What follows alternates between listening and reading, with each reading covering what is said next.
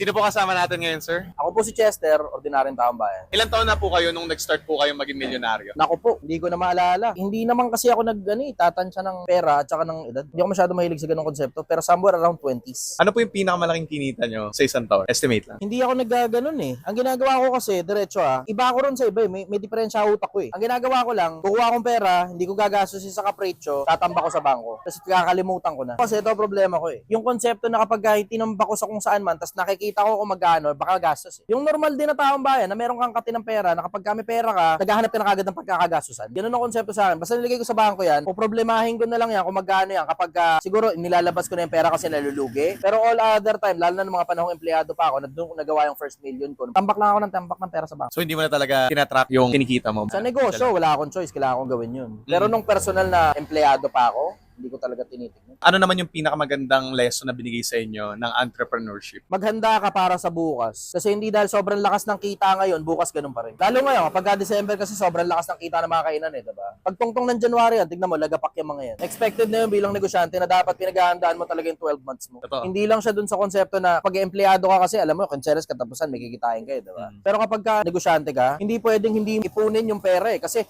sobrang lakas ngayon, ilalamierda mo pera. Pag panahong mahina, tignan mo, hindi mo alam kung saan kakukuha ng pera. Yun. Thank you so much, sir, for your time. Salamat, brother.